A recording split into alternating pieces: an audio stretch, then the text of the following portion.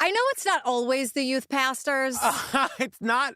What did you say the other day? It's not all men, but it's always a man. Exactly. It's not always the youth pastor, but it's always the youth pastor. It's like, can we stop with the grooming for 5 seconds? We gotta stop letting men run organizations. I'm trying!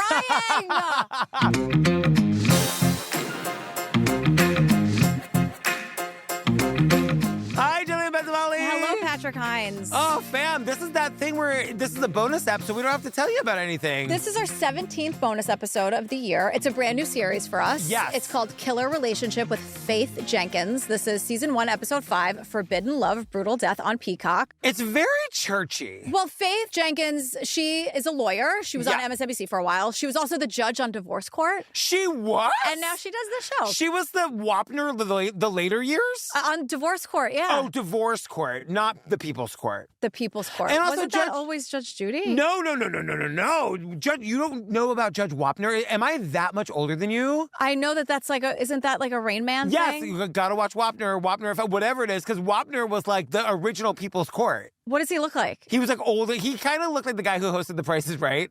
What was his name? Bob Barker? Yeah, he looked kind of like Bob Barker. Am I right, fam? I gotta look up this Wapner guy. Oh God, this is the starkest moment of the age difference I've ever seen. I never could have told you what show he hosted, but Yeah. I know that like Rain Man Wapner bit. Yeah.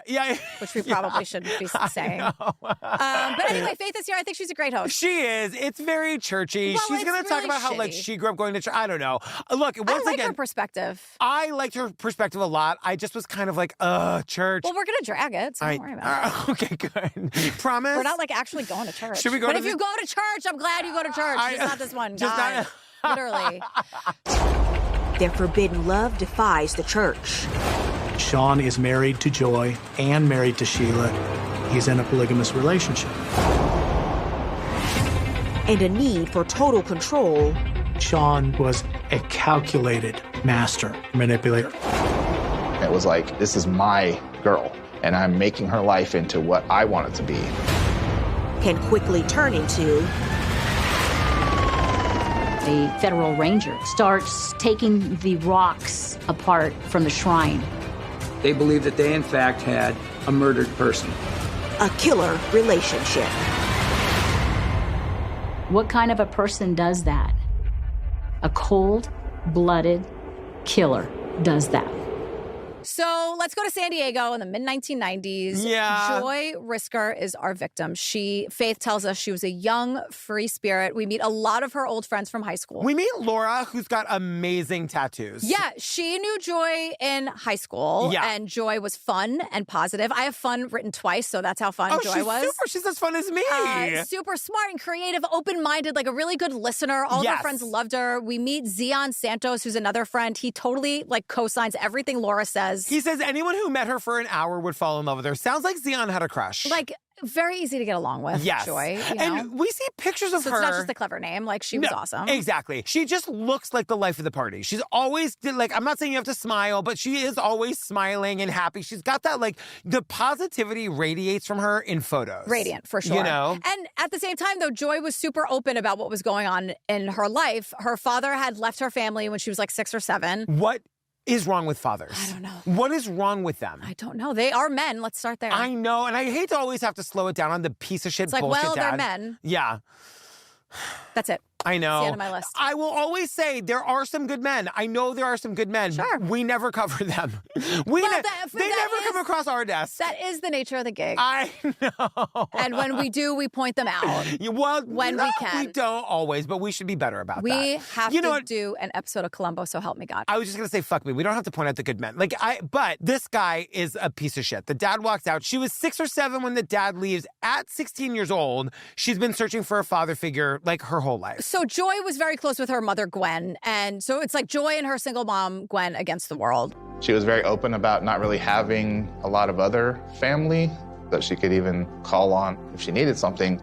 In high school, a lot of us had that similar situation, so we all kind of looked out for each other and became a nice, tight-knit group of friends that were more like family.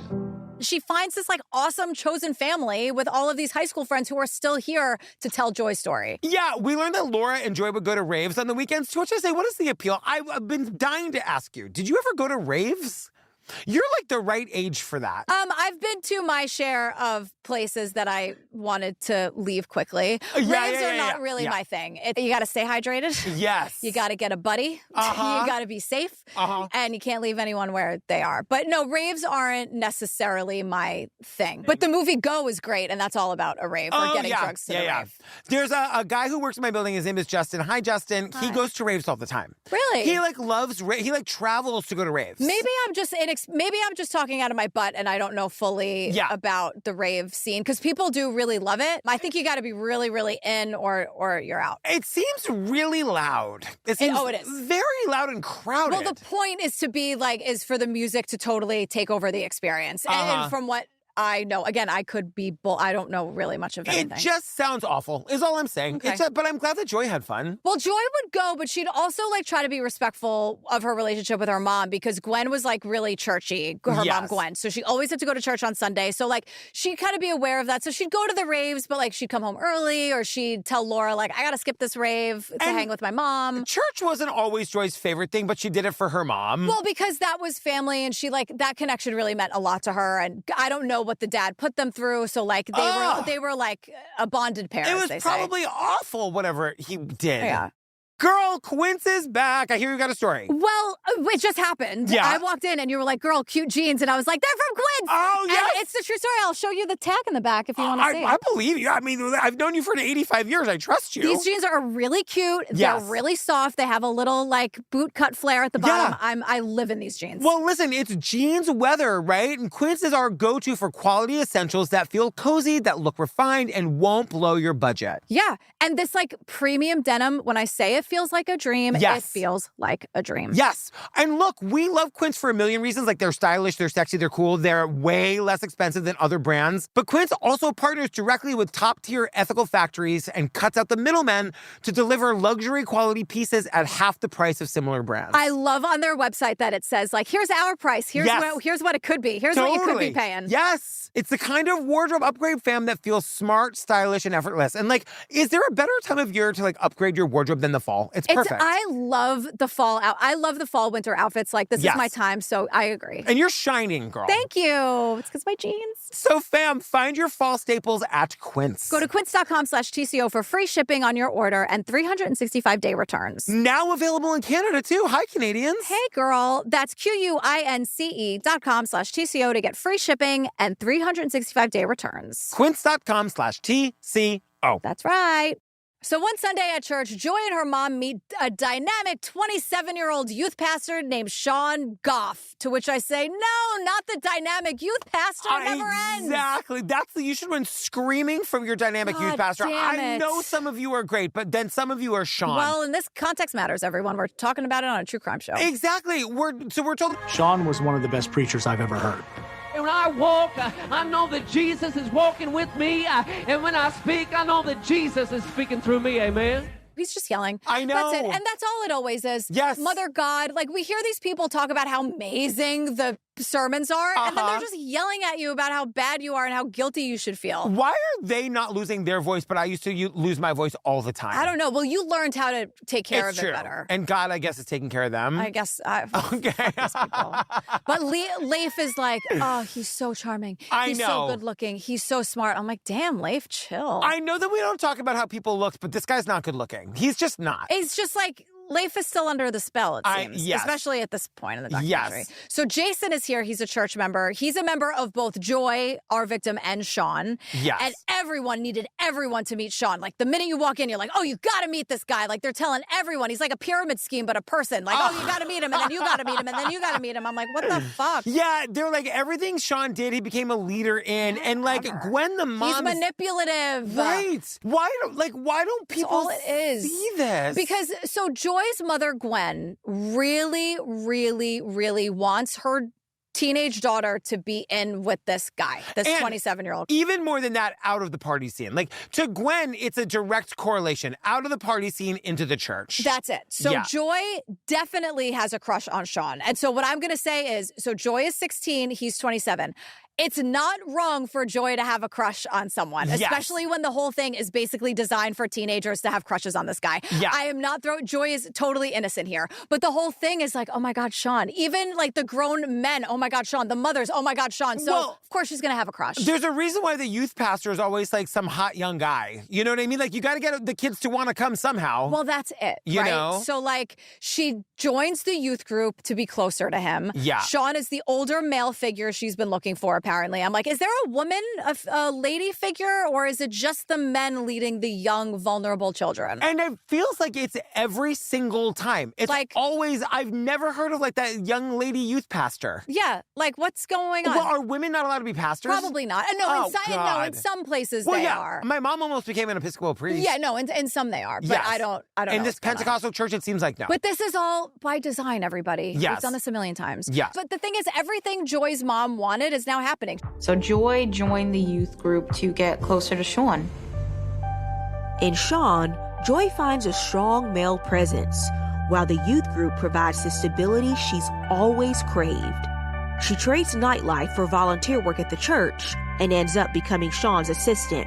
She's now working as his assistant, and the two of them are inseparable. She is 16, he's 27. Let me tell you, youth groups can be fun. I was not a member of one. My sister was. She really loved it. I'm not shitting on all youth groups, but they're designed to be the alternative to like what the cool kids are doing. Well, Faith, you know what I mean? Faith Jenkins is like, let me jump in here if I may. Yeah. She's like, as someone who went to church my entire life, she says, I understand the bond between the youth pastor and his congregant. She's like, I get it. She calls it sacred. Like the whole thing about that bond is that there is meant to be a trust there. This is meant to be, he's meant to be a father figure. Yes. I was saying this in an episode the other day, like parents nowadays, 50% of our energy is making sure our kids don't get molested. Sure. You know? And like you're supposed to be able to take your kid to church and leave them with the youth pastor. Who's telling you, leave them with me, I will help put them on the right path. Yes. Like, but then it's these fucking monsters who like learn these systems and how to abuse them. Right. It's horrible. So after 2 years of being groomed, being in this youth group. Exactly. I know. I'm so happy your youth group was awesome. But you are correct in this instance. She was being groomed. You know what I mean? It's not all youth groups, but like this is a true crime show, so context. Right, yeah, but like she was being groomed for 2 years. I don't think you've ever called it like a true crime show before. But like it's called Killer Relationship. Oh, I thought you meant our show. Forbidden Love, Brutal Death. I okay? know. I mean, the youth group sucks and he's straight to the point. No, more murdery is what they screamed in that board meeting. But like I love that, dear listener, if you're mad at me, your youth group was great. I love that for you. Yes. It's not always great, and we're talking about a time it's not great. And you love us, so stop being mad at us. Like, my God. So Joy has been in the youth group for 2 years. She's now 18. Yes. Joy That's important. Wants to move out of her mother's house and be independent. Yes. She asks Sean for advice on how to do that. Yes. Sean says, oh my God, I know how you can be independent. Sean offers Joy a room in the home that he shares with his wife, Sheila, who's also part of the ministry.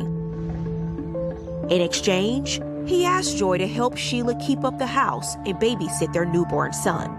She cleans the house and takes care of their newborn son. I need to say something. Yeah. If you have not watched this episode, Joy is Black. Yes. So this 30-year-old white guy is grooming an emotionally vulnerable Black teenager, and he has now convinced her, like it's the best idea in the world, for Joy to be their live-in nanny and housekeeper for free. Yeah. This is really, really, really fucking gross all across the board. I also think, too, that, like, it's okay to say it's inappropriate for a girl that he met when she was 16 to be living in his house. With his wife for free to be, and she's Black, and it's very odd. No, I couldn't agree more. He's like, here's how to be more independent, work for me for free. And live in my house and be completely under my control. But also, Joy's mom is super into this idea. She's thrilled. Completely signs off. She's encouraging it. She thinks her daughter is finally on the right spiritual path. I looked it up. Gwen is Black, too. Yes. So I like everyone else agrees. The entire church thinks this is great. For what it's worth, I'm sitting here feeling insane. Well, because the youth pastors shouldn't be fucking abusing their parishioners or whatever. And it's like the pedestal that they put themselves on, and that this society in some sects of some religion like put themselves on, where it's like, well, that's the best place for her. Yes. No, it's not. Right. Living in his house and doing things for free, like taking care of his house for free. And like I guess, in this religion and in this particular case, it is like the closer you can get to the head guy, the closer you are to God or whatever, according to the mom. And it's disgusting. And even in the most, it's a bad look to have the girl you met when she was 16 and she's black cleaning your house for free. Fuck off. Yes. So, but according to the church friends, everybody says she's thriving. The situation is working out great. Fine. So September 1997, a year after Joy moved in. Sometimes men are so stupid. It's beautiful sometimes. That's exactly, it couldn't be better. When it is absolutely. It feeds you. It really, really does. When you hear, dear listener, the fucking shenanigans this idiot did, it's beautiful. It's why we say stay stupid. It's why we say stay stupid. And it's like, we're living it. Yeah. And in the 90s, 1997 even. Truly. Sean's friend Leif, the one who was like, he's so handsome, so charming, oh my God. Yeah. Gets a really weird email from Sean. This is so good. I can't stand it. The first part of the email is fine. It's like a normal email from Sean. Hey, bro. Like, hey, bro, like, we're both so cute and we love Jesus or whatever. You still think I'm super handsome, right? Okay, but like, great. no homo. Yeah. But like, feel guilty about that. Yeah. But how great does my ass look? Whatever. It's a normal email. Whatever's normal for them, it's fine. So at the bottom of the email, oh my God. However. I almost don't want you to say it yet. It's so good. Do you want to just like... No, you do it. Savor it for I do want to savor it for... What is the dumbest thing a fucking moron idiot could do? He accidentally... Oh my God. Because there's like the regular email, and then at the bottom of the email, it just becomes like another email. So you're reading it like, hey, church was really great today. And then it just like the sentence continues into something that doesn't make any sense. Yeah. So Sean accidentally copied and pasted something that was never meant for anyone else to see. Especially not Leif. It was talking about how Sean was grateful that he had performed the ceremony to marry him and Joy. Sean is married to Joy and married to Sheila. He's in a polygamous relationship. And Leif is like, well, that's weird because he's already married to Sheila. Oh, no. Wait a second. Bum, bum, bum. Like, oh, my God. Yeah. Like, he's already married to Sheila. Oh, wait a second. Then they, like, cut to a commercial break. And they have to come back and tell us that polygamy is illegal in the United States. Whatever. I was like, thank you, Faith. So 30-year-old Sean has secretly married 19-year-old Joy after grooming her for 3 years. Wait, can I just say, before that, Leif calls him out on it. Leif is like, bro, are you married? Right. So, but just to like paint the picture of why he, like 30-year-old Sean has secretly married 19-year-old Joy, who's still part of the church, after grooming her for 3 years, and he's still married to Sheila. Yeah. Leif has no chill. He calls up Sean right away. He's like, sir, how dare you? I mean, I gotta say, like, Leif makes some questionable choices, but makes some good ones too. But Leif is more like, but what's it gonna do to the church? Right. Not you groomed Joy. Well, but first, the idiot Sean, the pastor, denies it. He's like, what are you talking about? That never happened. And Leif is like, bitch, I'm looking at the email. And Sean's like, okay, fine. Okay, fine. I totally married that girl I've been grooming for 3 years. So polygamy goes against Sean's church. Yes. And being exposed will cause him to lose everything. And I'm like, okay, and like you clearly don't, like step one, let's forget, I hate to say it this way, but just for this 1 minute, take Joy out of the equation for an example. Yeah. Like you clearly don't believe in this church, so leave it. Exactly. Like if you're going to just do it. Don't secretly, and then on top of it, groom and eventually kill this teenager. Yeah, because Leif is like, you can't do that. And so cult leader Sean explains to Leif. He said to me, all of these great leaders in the Old Testament, such as Moses or Abraham, they were all polygamous. Sean was able to make rational and believable cases for whatever he was trying to do based on the scripture.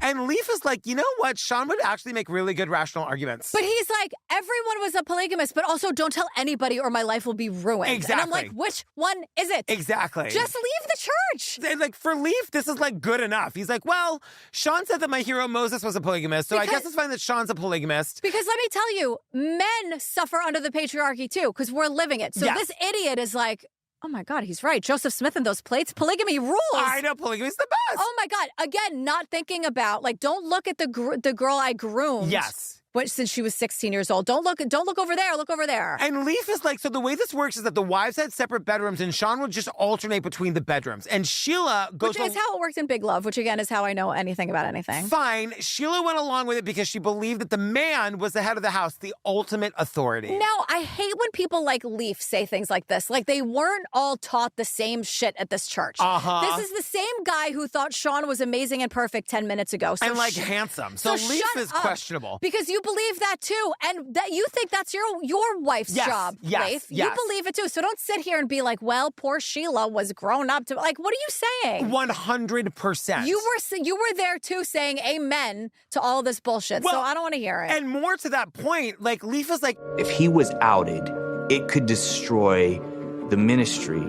It could cost people their jobs, their livelihoods, bring disgrace upon people of faith. He just needed to end his relationship.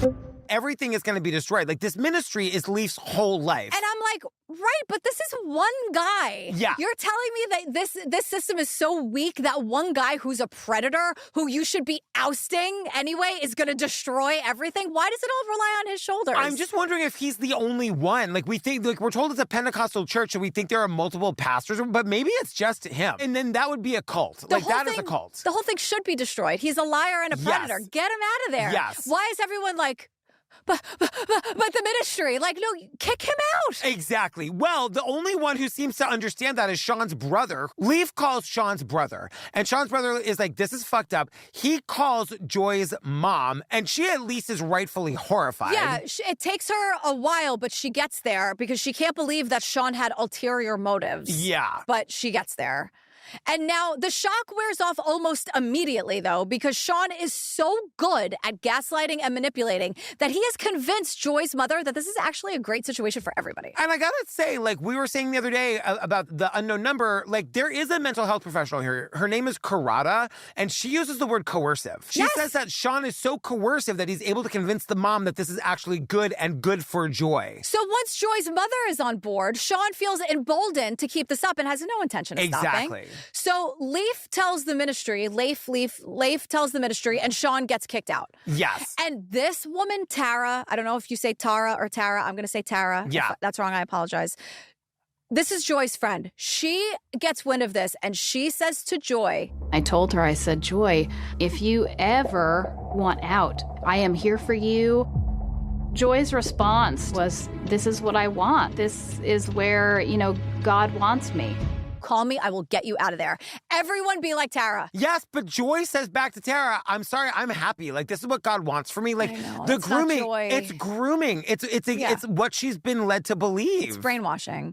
Girl, Dose is a new sponsor. I'm obsessed with this. I'm obsessed with my liver health. This is what this is all about. Yeah, did you know that the liver is the second largest organ in your body? I did not know that. It's responsible for over 500 things that your body does. We should be taking care of it. Thank you, liver. Yeah. So Dose for Your Liver was formulated to cleanse your liver of unwanted elements, aid digestion, and maintain your body's filter. Yeah, the liver acts like your body's filter, fam, flushing out unwanted elements and breaking down what you consume into essential nutrients. Yeah, and so Dose's science-backed formula promotes liver function, it aids digestion, it eases bloating, and it even boosts energy levels, which honestly we all need. Yeah, so for the critical results, we're here to tell you the science. In a double-blind, placebo-controlled clinical trial, say that 5 times fast, Dose for Your Liver lowered liver enzyme levels by 50% in over 86% of the participants. Yeah. That's wild. One Dose for Your Liver shot is equivalent to 17 shots of turmeric juice. Yeah, by the way, it's also gluten-free, dairy-free, sugar-free,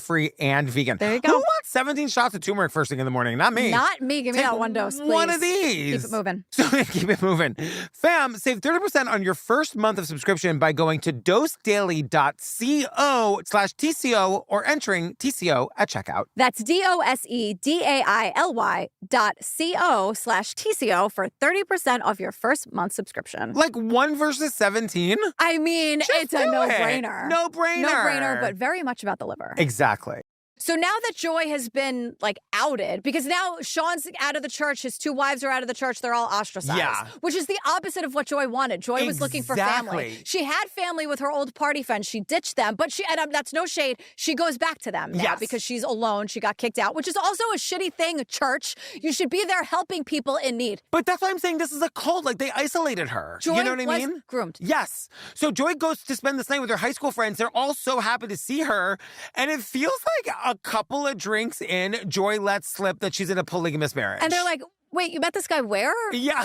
And he's how old? And you've been living with him for how long? And Joy's there to defend Sean. I get it. She's like, he has a big heart. He's a good person. He's good for me. This is what God wants for me. Like, this is someone in a cult. But Laura, like, her best friend from high school is like, the thing is, Joy was trying to convince us about how happy she is, but I know her. Yeah. And I know that she wanted, like, that one magical guy. Like, she was really looking for that thing. So, like, at the very least, Joy is settling here. And the thing is, now she's even more isolated because she doesn't have the church. And her old friends aren't like 100% supportive. Like, they get it, but they can't really get it because they're not in it. What would you do if one of your friends came to you and was like, hey, like, on the DL, I'm super happy, but I'm in a polygamous marriage? Like, wouldn't you be like, I don't know about that? If they were someone who met the person when they're 35, I'd say, Merry Christmas, congratulations, let me, where you registered. But if it's someone who like, wait, you met him when? And you did this? And I think context and circumstances matter here. If you want to be poly, fucking go forth and have fun. Polyamory or whatever is way different than I don't this. Care. In this situation, I'd be like Tara and say, if you feel like you're happy today, I'm happy for you. But I want you to know I will never, ever, ever judge you. My phone will be on loud from now until forever. Well, because the thing that, like, the friends are maybe starting to put together a little bit, nobody is saying out loud, is the grooming. That's the key ingredient here. No one's saying it. Nobody even is necessarily even knows about it, but that's how Joy got to the place that she's at. And that's why the friends, when I say they're not like 100% supportive, they're happy to have Joy back, but they're not in it, so they can't fully get it. And so now, because she doesn't have the church, so she's forced to become like more enmeshed in this current situation. Yeah. So a year later, she and Sean welcomed their first child, a son named Stone. The family is elated by its new addition, but the next day, they receive heartbreaking news. Joy's mother died the day after her child was born. Joy's mom, Gwen, dies. Like, what is up with that, God? But that is so fucked. It's so fucked because it's pushing her more into the arms of these cult people. Like, now she's even more enmeshed because now she's like trying to like that mind fuck of like being so happy to have your baby and also mourning your mother. Like, I can't imagine. I was just like thinking about the mechanics of like the potential postpartum and the like, being a new mother and being exhausted and now your mom is gone. How isolated can you get? Oh, exactly. It really put me in the moment of like how sad Joy must have been in this moment. So lonely. Yeah. So lonely. And we don't know how Gwen died. Yeah, that's true. I don't know if maybe she was sick for a long time or Joy felt like she wanted to tell her mom that she wasn't happy, but she couldn't, or if it was a car accident. Like, we don't know. So 1 year later, Joy is pregnant again. Yeah. Which to me just does not sound very healthy. And she doesn't seem like maybe she was in a good headspace to even be like intimate with someone after having a baby and your mom dying and feeling isolated. And like, even if you're feeling like happy that your family's together, you still went through a traumatic experience of being outed at this church. Like, no matter what if you agree, like outed at the church, then kicked out of the church. So she's having a baby a year later. It just seems like a lot to be having sex and having a baby. Like, well, and then now we sort of get a peek behind the curtain of how her life really is, because Sean decides he's going to throw a baby shower and he invites some of their old friends from the church. Joy, they say, is back to her old self. She's like happy and bubbly, but like they're talking about Sean being such a controlling, manipulative asshole to her in this moment. Well, Tara went. Tara was the one who's like, I don't care what time it is, call me. So she doesn't support this. She doesn't want to go, but she wants eyes on the situation. Totally. So she goes to see what's going on. She hates Sean. She thinks it's weird. And she sees exactly what she thought she was going to see. Sean's being a nightmare. And Sean seemed to be in rare form. Just, I'm in charge and I'm the boss and look at my world. I'm the boss, he was saying. And Tara's like, it was very, look at me, look at my world. And Tara says, I avoided talking to him because I honestly did not know what I would even say to him. Right. And probably on the way out was like, Joy, remember what I said? Call me. And my phone number is the same. The fingers in the eyes. My phone is on loud. It is never on loud. It is on loud for you forever. Totally. I will deal with the dings in the middle of the night. If it's you, great. Like, seriously, like, Tara sees this for exactly what it is. Yes. Get yourself friends like Tara. It's 2003, 9 months after that shitty experience, one of Joy's high school friends is getting married. Joy and Sean are invited. I'm like, not Sheila? They're not a package deal? What's the deal there? What's the protocol there, I wonder? I don't know if that was the friend being like, I'll invite you and your shitty husband, but I'm not inviting Sheila. You can't bring I mean, honestly, it's like, weddings are expensive. But I'm surprised that Sean didn't want to parade them around. I don't know the dynamics there, but I'm interested I think, too, like, it's your wedding. I'm not going to have this couple, this throuple, be like the question everybody's asking all night. Eyes on me, all right? Eyes on me. Not the polygamous. The thing is, if they were like normal poly people, it would be different. Totally. You know what I mean? I'd be like, let's get on the date. Like, they would just be my friends because everything would be fine Wouldn't and that be in so love. fun to have a poly couple at your wedding? Sure. Oh. Like, if it was real and not shitty and grooming and predatory. Exactly. But this is like, I don't fucking want Sheila there either. Or like, Sheila, blink twice, girl. Are you okay? Oh, my, we'll get to Sheila in a minute. So Joy and Sean go to the wedding. And this is when the old friends meet Sean for the first time. And once again, Sean's a controlling nightmare, barking orders, go get me another drink. He had a, quote, commanding presence. And it's very like, oh, like, watch this. She's my girl and she'll do whatever I want her to. This is what happens when people are groomed. This is not what Joy was like in high school. Remember, like, the sweet, bubbly, fun, positive, open to anything girl? And the mask is starting to fade. It's starting to fall, whatever the term is, crack, whatever. Because Joy is like, she couldn't be more lonely. Crumble. She doesn't. Yeah, crumble, fall apart, fall into ashes. Like, she doesn't have her mother. The baby shower's awful. Like, this dynamic sucks. And she's like, so, you know when you get, like, back to basics and you're like, these are my friends that I had when I was lonely for the first time. Like, I'm going to tell them again. So she starts telling her friends. She did say that they were arguing more and that she had shared that she wanted more freedom. He never let her out of his sight that night. Sean was very controlling and very much trying to dominate her. This all started because she was like, I want to move out of my mom's house and get freedom. And he was like, move in with me and let me be a predator.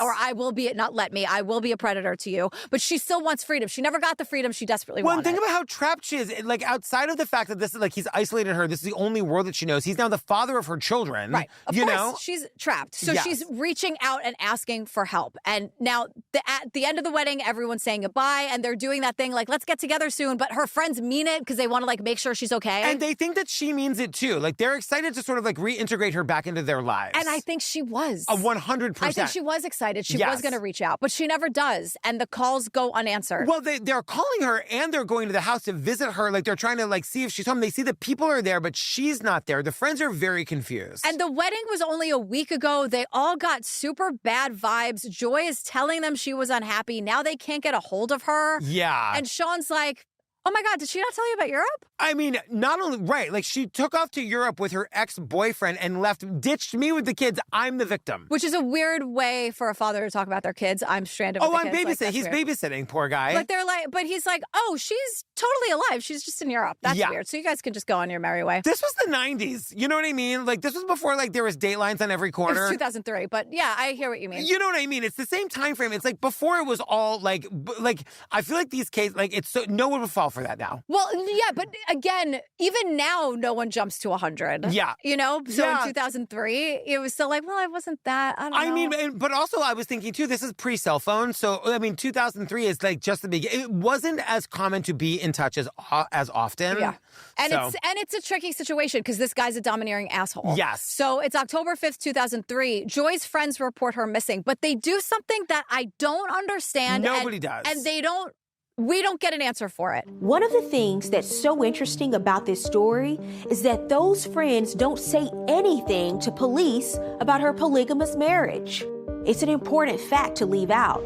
I think that's a major part of the story, and they don't tell the police that. We get an answer later where one of the cops says they didn't tell me because they were afraid she'd get in trouble later. That's stupid. Thinking that she's still alive and that she's going to come back and get arrested for being in a polygamous marriage or something. I'm sorry. It's no one's fault. I don't mean to say that so harshly, but like that is we have such bigger fish to fry here. When your friend is missing, you give all you tell all the drugs they were doing, you tell all the marriages you tell them everything. Because that's not what we're here for. Exactly. We need to help her, you know? And the friends did nothing wrong. They called in the first place. Exactly. So. Linda is the investigator. Oh my God. I am obsessed with this woman. She says it was her second month on the unit. She was kind of bored when this kid Linda. fell in her lap. Welcome to the big show, girl. I feel like Linda has never given a TV interview before ever in her life because she just says it exactly as she feels it. Yeah. And Deanna is here too. She's a detective. Yeah. And she's here to say, like, yeah, Sean told the cops, like, Joy bailed. She reconnected with this old boyfriend, ran away to Europe, stole all the money, stuck with the kids, and right on cue to 12:01 exactly,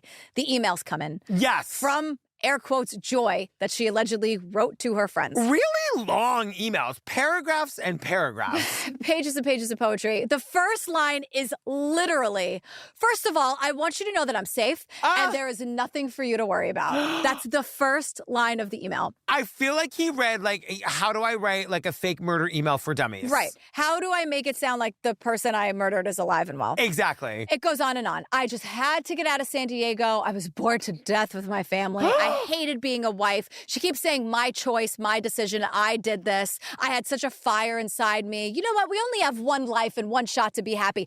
Also, do you remember that guy, Jason, that I definitely never once mentioned to anybody? He said Joy had reconnected with an old boyfriend and that they had exchanged emails and they had decided to backpack through Europe together. We're backpacking through Europe. Totally. She's like, I'll come back eventually. Maybe I'll become a makeup artist in France. Then, and I quote, I can dream, can't I? I mean, the funny thing about this is Detective Linda gets access to the email so she can look into this, but she meets some friends who are like, you know what, that does kind of sound like Joy.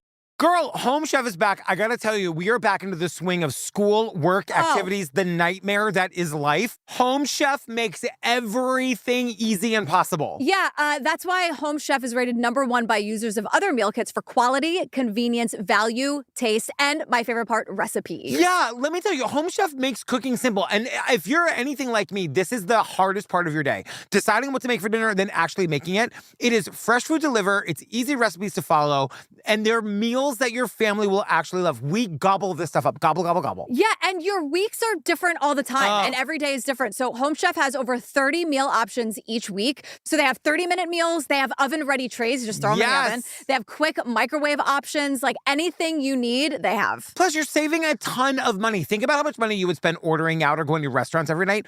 Home Chef customers are saving an average of $86 per month on groceries. That's amazing. And on the nights when you just need something easy, which is like seemingly every night these days, every single night. Home Chef's 5-ingredient meals are perfect. You get 5 fresh, pre-portioned ingredients, and dinner is done. I'm not even saying this as a joke. Even I can cook them. If I can cook them, literally anybody can. Case closed. So fam, for a limited time, Home Chef is offering our listeners 50% off and free shipping for your first box, plus free dessert for life. Best part. Go to homechef.com/TCO. That's homechef.com/TCO for 50% off your first box and free dessert for life. Homechef.com/TCO and must be an active subscriber to receive free dessert. That free dessert is so freaking good. Best, but they're not just going to like give it away. No! Here's something that I think is really interesting.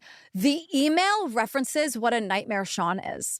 Now, we know Sean wrote these emails. Yes. But, like, it means he knows he's a nightmare or he knows that she would be telling people he's a nightmare. Yes. Like, it had to be in there for this email to be believable. Think about that. That's fucking wild. Yeah, it's also wild to me that anybody would read this and believe it. You know what I mean? It goes on and on and on and on. Like, if I knew anybody who abandoned their children to go to Europe with it, also just call the ex-boyfriend. Also, I just saw you a week ago at the wedding and mentioned none of this. Exactly. All I did was talk about how sad I was. Yes, that's true. That timeline is important. It was just a week ago was the wedding. And now I'm going to be a makeup artist with my ex-boyfriend no one has heard about. A girl can dream. Like, yeah. I can dream, can't I? So they tracked down Jason and he's like, hey, oh my God, yes, we have texted a little bit. I'm here in Massachusetts and definitely not backpacking. And it's Europe. like, how dumb.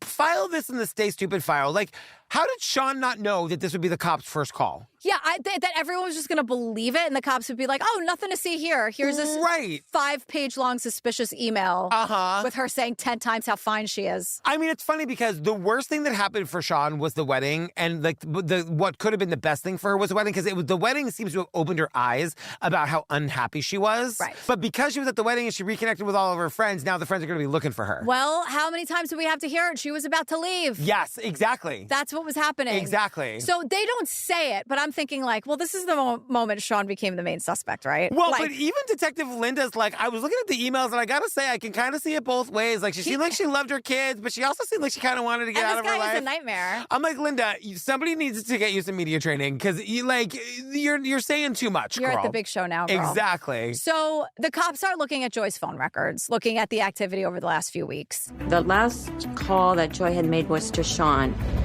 That last call from Joy's phone was placed at 9:34 p.m. on September 19, 2003, 16 days prior to her friends reporting her missing. Joy's phone records completely drop off after that. The last activity from Joy's phone is September 19th, 2003 at 9:34 p.m., which is crazy because that's 16 days before her friends report her missing. Yeah, she completely drops off the face of the planet at that point. And also, Sean, the husband, never told the cops about this call. And Faith Jenkins pops up to be like, oh, hi, I'm Faith. In case this is your first episode of one of these things, anyone who watches true crime will tell you, when a cell phone goes dead, it's not good. So we'll get back to the story, but just in case you're new here. I love that Faith honestly thinks that's the name of this series, just called One of These Things. Yeah, because at this point, I don't know what oxygen is on. You woke up. It's 4 a.m. You fell asleep to Dateline. I'm here now. Hi, I'm Faith.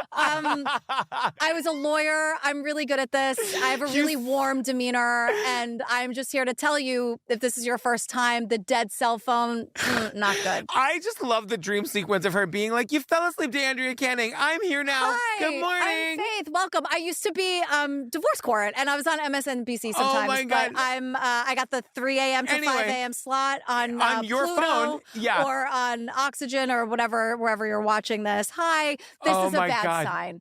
We'll get back to, but here's more about the story. More. But you know, so Sean never mentioned this last call to the cops, and thank God this is a red flag for Linda. Like, well, because the last call was to Sean, by the way. Exactly. So Linda goes back to Sean, and Sean tells her, look, the weekend she left, we had a really big fight. I actually stormed out. She called me to come back so that we could talk about it. So he came back, they went to bed, and then the next morning he woke up and he saw Joy leaving with 2 suitcases and getting into a car and driving off. He watched her leave alive and well. Yes. Now, he didn't tell the cops this earlier. Major red flag. Linda is baffled. Yeah. Like, Linda's reaction to him not telling her is hilarious. Also, where's Sheila? Where's your other wife? Good question. So finally, Joy's friends tell the cops about Sheila, and this is when Linda, thank God, she's like, seriously? This is the best. She's so like, good. we've been talking to you guys for weeks. Why didn't you tell us that? I know. She's like, I'm going to have to go back through all of this stuff all over again. But I'm like, finally, someone giving us a little whiff of the proper annoyance. Yes. Like, that is annoying for the friend. Now it's like, wait, I could have gone to Sheila's job a week ago. Annoying is such a good word in this context because she looks so genuinely annoyed. It's we get a mini eye roll from her. It's great. Yes, it's really good. It's great. So they look over all the case information again, this time with the knowledge of Sheila, the other wife. Yes. So Linda pops in on Sheila at work unannounced. She goes, it's always best to do a little surprise. I love you, Linda. Girl. I want to see your training video, You're Linda. You're feeling it now. You are. She's not bored anymore. She's into it now. Yeah. And Sheila doesn't say much, but she does say that the weekend that Joy disappeared, Sheila went to Santa Barbara with the kids. And when Linda's like, why? Yeah.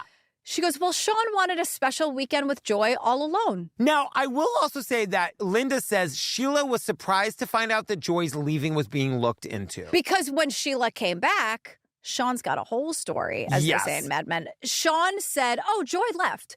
During this weekend that I asked you to go away and take the kids and leave me alone with Joy, we decided we were having problems and we fought and Joy left. And so this sort of like made sense to Sheila. Thanks, patriarchy. Yeah, and I mean, we're going to learn, too, that, like, Sheila, I think in her marriage has learned not to ask questions. You don't question the man. This is what I mean. Yeah. So she's like, this is what I was told. Even if in the deepest, darkest corner of her mind, she knows the truth. Yes. In this moment, she's like, he asked me to leave. I took the kids. This is what I know. I'm telling you what I know. Yeah. And so Detective Linda calls Sean, was like, girl, I'm coming over tomorrow. We need to talk about this. Sean's like, great, no problem. Except next morning, Sean turns himself in at the police station. He's really feeling the pressure. Yes. He shows up alone without a lawyer. Yeah. All right, let's go. I feel like know. they're cracking their knuckles, getting some stretches in. Yes. So John Teft enters the chat. He's a veteran cop. He's going to question this piece of shit. Yeah. Now, suddenly, Sean has a very different story. Now that he's being questioned by a man. But now that he walked in his own self, he walked in without a lawyer. Now he's got a different story because he knows Linda's sniffing around. He spent all night coming up with this load of bullshit. Yes.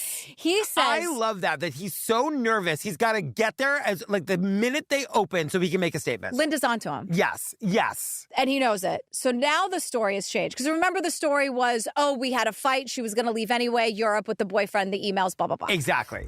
He then told me that there was an accident and that she was killed. When I then used the word murder, he then corrected me and said, no, she was killed. No, says Sean. No, not murder. Killed.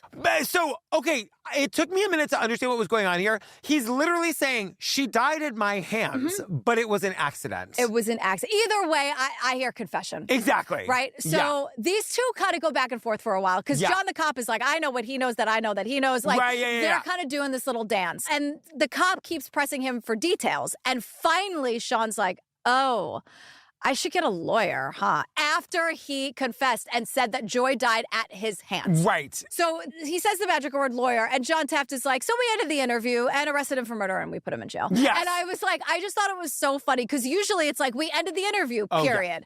But him so casually being like, we had a 72-hour hold. Like he asked for a lawyer, we still threw him in the clink. Yes. Because it's a partial confession, they call it. I hear full confession, but legally it's partial. So they can hold him for 72 hours. The race is on. The race is on, so they got to go to the house to gather more evidence. They, quote, sit down with his other wife. I love it. Which, as for a first wife, I know from Big Love. Yeah. First wife is very important. Oh. If you're the first wife, that is a badge of honor that you wear. Oh. That's Barb. You don't mess with Barb. And do you rule, or are you nice to the other wives? Well, Nikki Chloe Savigny calls her boss lady, and Barb's always like, Nikki, stop calling me. So the hierarchy is like, first wife is first wife. Okay. If we're doing this, it's first wife or nothing. Okay, right? great. So for you them, have very first wife energy. Really? Yeah. I think I'd be a good first wife. You'd be a great, because you'd be nice to the other wives. That's what I mean. I would be like, I don't want to be in charge of the schedule. Yeah. I'm cool. Totally. I would be a good first wife if I was into that kind of thing. Totally. I think I'd be a good one. But anyway, it's to me, just because, again, my only knowledge is Big Love and other documentaries and books that I've read. But to call her the other wife. Oh, yeah. That's some shade. That's a dig. Yeah. That's a well, dig. Sheila's story to the cops is that Sean called her while she was watching all three kids by herself in Santa Barbara. What a fucking nightmare. Yep. Sean tells her, Joy wants to move on. She won't be here when you get back. Neither will I, because I'm going to assist her with her moving on. That does not sound like Sean. Oh, by the way, when you get home, Sheila, with the three kids. And when you get home, there was an accident. We had a little minor accident. It wasn't a big deal. He said when Joy left, she got injured, and there might be some blood in the room. Can you go home and clean up the mess? There was a little accident because in the process of very happily helping Joy pack for Europe to leave on her own accord. Which, by the way, is totally in character for me. I'm definitely the kind of man that's going to help my wife pack for a trip. Yeah, there was an accident. You don't get any details on the accident. No. All you know is that there's blood, and guess what? It's going to be your job to clean it up when you have to deal with the three kids. Blood everywhere. But you know what? Everyone's fine. She's moving on. I'm helping her. Just clean it up and ask no questions. With the kids. Cool? To which Sheila literally says, yep. No question. Sheila is so brainwashed that she doesn't ask any questions. She just does it because her husband told her to. Yes. So the cops check out her story. Sheila was 100% in Santa Barbara. Yes. She did what she was told. She has no idea. So in other words, the story that she told them is insane, but it's true. Yes. That's how brainwashed she is. I also like that Detective Sean pointed out how candid Sheila was in the interview. And I'm thinking, in her mind, she's like, I get to get rid of this son of a bitch. I can help get this guy out of my life forever. Yeah. What else you want to know? What else? But that's the thing that hit me where it's like everything she told them was true. It's insane. Yes. But Sean called, said that ridiculous thing. She said, okay, she cleaned up the blood. She did it all. It's all true. She is so brainwashed that in her mind, she knows she's cleaning up a murder scene. She has to know that. I know that she wasn't involved in any way and didn't know ahead of time. But like when you're cleaning blood off the walls and the kitchen floor, you're cleaning up a murder scene. For the greater good. Yes. Whatever that means. The greater good is survival for her, I would imagine. You know what I mean? Or whatever she's telling herself. And their kids and yes. Sure. So Sheila lets the cops search the house. She's like, come on in. Please. Here's the bleach I used. Yeah. Here's the whatever. Here's the receipt from the murder aisle. Totally. Like, whatever. Yes. But this is the jackpot because there's blood everywhere. We know from the luminol and the black light because Sheila cleaned it. But they collect the computer and they find evidence that Sean wrote and sent all those bullshit emails. Of course he did. What a fucking moron. Go to an internet cafe. It's 2003. Oh, my God. You know what I mean? So there's enough to charge Sean with the murder of Joy Risker. Yes. But Sean isn't talking and we don't have Joy's body. And so Faith Jenkins is back to be like, hi, me again. Oh, hey, I know you made it think I was Andrea Canning. How are you? Yeah. Not Josh Manx, not No, not today. But I'm nice, and this is a good show. So she's like, I would pay $1 million to actually get that interlude. But I'm nice, and this is a good show. Because she's always like, here's my experience. So she's like, I went to church all the time. Like, this connection is real. So she's here to say, like, hey, I was a prosecutor, so I'm here to tell you that this sucks. Yes. Like, it makes it really hard to get a conviction at trial because Sean's not talking. We don't have a body. Okay, sorry. Be right back. Back to the show. Yeah.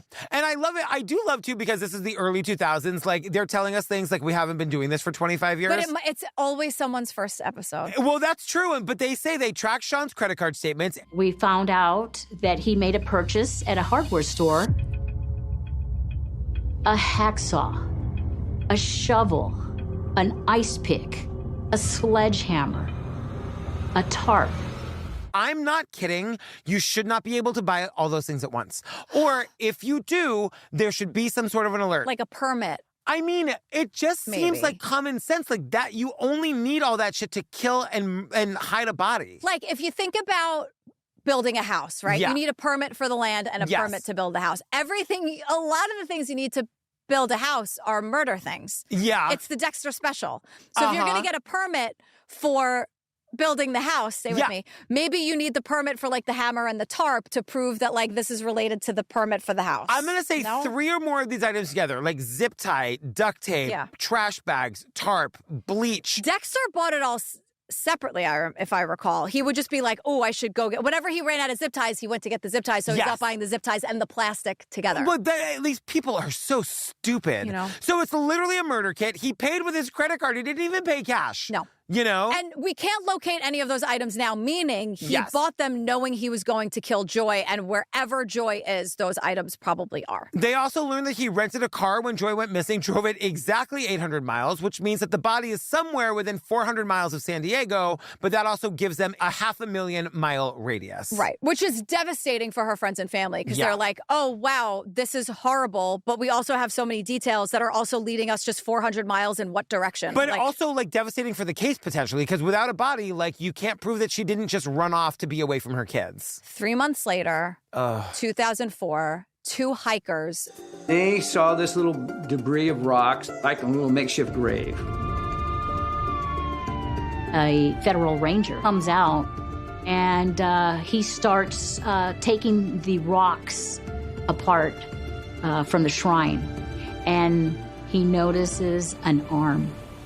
2 hikers find Joy's remains in Arizona, almost exactly 400 miles away from San Diego, almost as if this piece of shit drove in a straight line and stopped when he hit 400 miles. And it's like, this is how sick this guy is. The bones and the face were crushed, the upper and lower jaw were missing, and the fingers were gone. So he thinks he's not going to get caught because there's no fingerprints and no dental records, but that means that he brutally and ghoulishly dismembered her body.